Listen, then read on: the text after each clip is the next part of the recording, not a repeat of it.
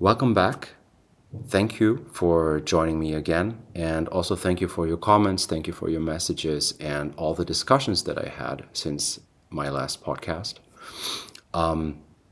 It really strengthened my belief that I should do more about AI. It's also one of my longtime and current passions, and it is super important because a lot of my conversations were centered around hallucinations. So when an AI makes up stuff that is not real and looks deceptively real, that can be very dangerous if we're writing about a business critical process or something like that.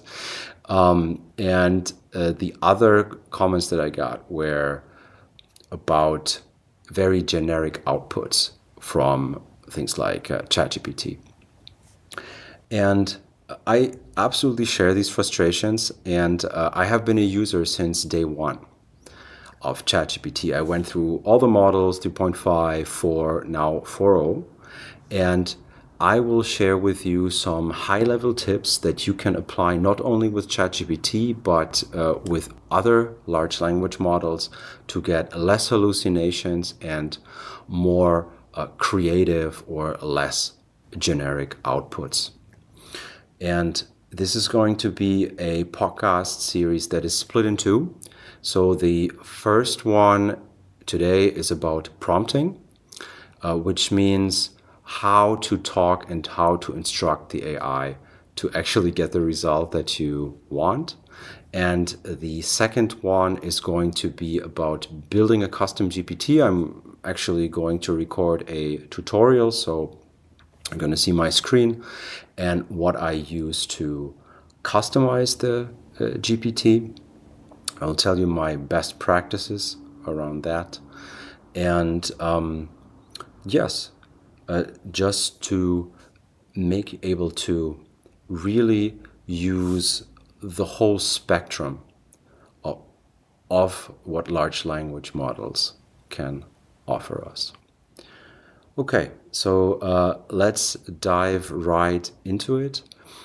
The thing is that large language models are trained on huge amounts of data. So, and they predict the next token, the next average word that should follow. So the output is not really the model's fault. It will be generic if the question is generic and if it's not directed enough in a way. And this is why my first tip really, and if you only take one thing away from this, then please remember that iteration is probably the most important thing that you can do. Because even if you direct the model with a really long prompt and you read all the prompting guides on LinkedIn and you assign it a role and a style and these kind of things, sometimes things can still go wrong, especially if you're in very specific domains or things like that. Maybe you need to provide a document, which you can also do, which is part of a custom GPT, but you need to iterate. And the AI can actually help you think and iterate. This is one of the things that I also want to stress, because often in discussions and at the beginning, I saw AI and the large language models as efficiency tools purely, that we already know everything. It's just there to automate things, to make things faster, to summarize things. But we can actually use AI to think with us, to be an assistant, or in the best case, really a strategic advisor. And this might feel strange at the beginning, but it really works for me, especially when I iterate ideas and I am stuck in writing, for example. So I'm going to give you one recent example. I made up a LinkedIn post, which was absolutely too generic and too fact-oriented, because I built my own GPT. It knows how I write, it knows how I structure arguments, but it is meant more for articles. And I was getting quite frustrated with it, because LinkedIn posts do not have to be like that. They should be engaging. They should make you want to click, right? So on this video, for example. So that's what I wanted. And I needed a title, catchphrase, quote that would make people curious or maybe provoke a little bit or something like that. So, and I had trouble coming up with one, and I had the structure of the LinkedIn post, and then I iterated a couple of them, say, okay, make it more conversational. I was focusing on the style, make it more conversational, give me a witty headline that makes people want to click. But it wasn't successful. And then I remembered an author that I really like, which is Oscar Wilde, very witty, very sarcastic, sometimes mean and provocative, but that's exactly what I wanted to get people's attention, centered around the concept that we should see AI not really as or only as an automation tool, but to see it as a brainstorming partner to enhance and augment our thinking in a way.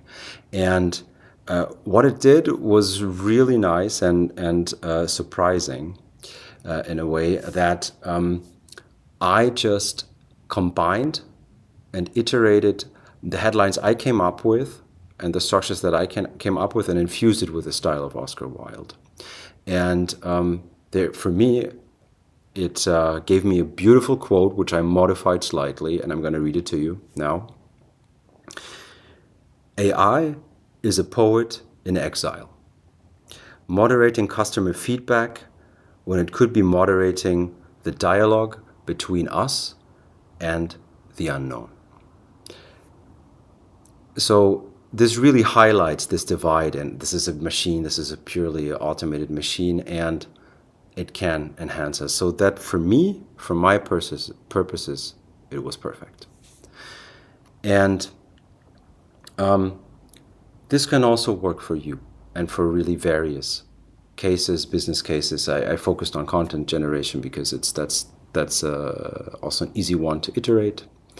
But I'm now going to give you some more tips that you can use to iterate or to fix maybe your content or the output of the large language model. And we already talked about style. So, and I'm trying to avoid jargon here. This is really for everyone.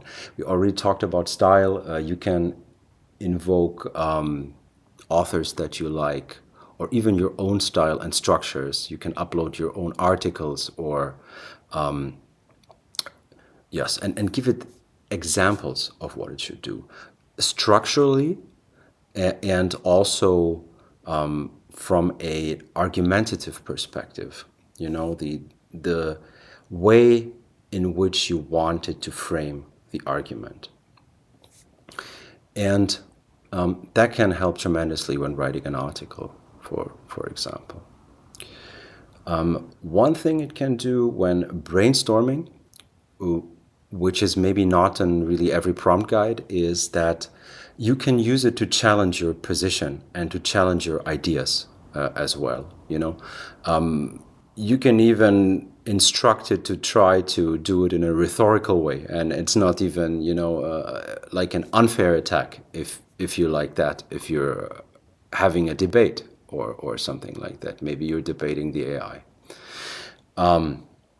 That is also very good. Or you let it take, or you take the opposite position, and you're debating suddenly your position, something like that. These things, they can really help you to formulate additional arguments or to deepen the arguments that you are already using there. And then one of the more common tips that I see is that you should give it a role, and you have a role. You can also give it an audience, and that will influence the style and the expertise that it invokes from its training data. So For me, an example from my work life, I used to work a lot with technology and supply chain finance, for example.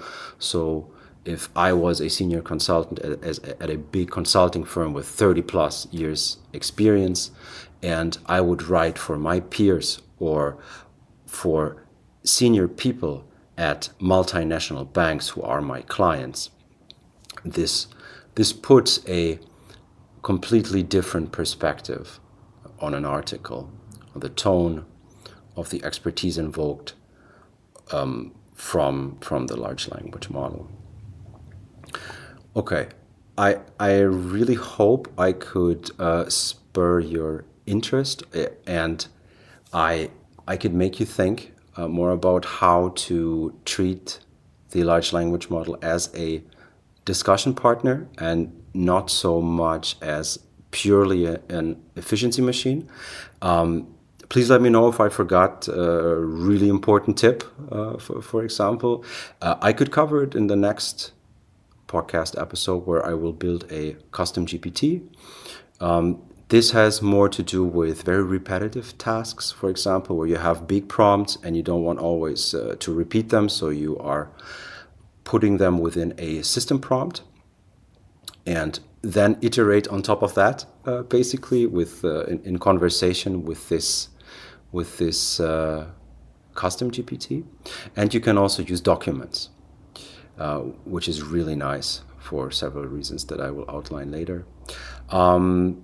Please let me know anything, your thoughts, your practical applications for this, more tips, or what you would like to see on this and here in this podcast. Thank you so much for listening, and I see you in the next one.